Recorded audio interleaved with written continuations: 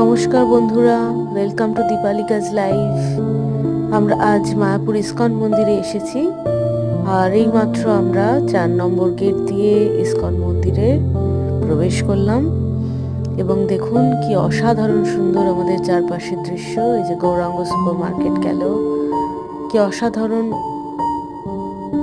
অবর্ণনীয়, অসাধারণ সুন্দর এই চারিপাশের দৃশ্য।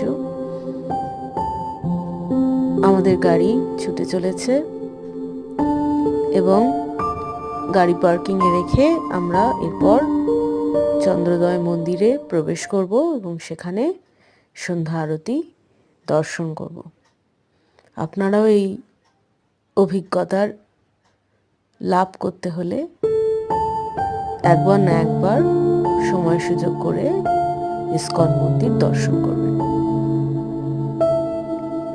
এক অসাধারণ অভিজ্ঞতা।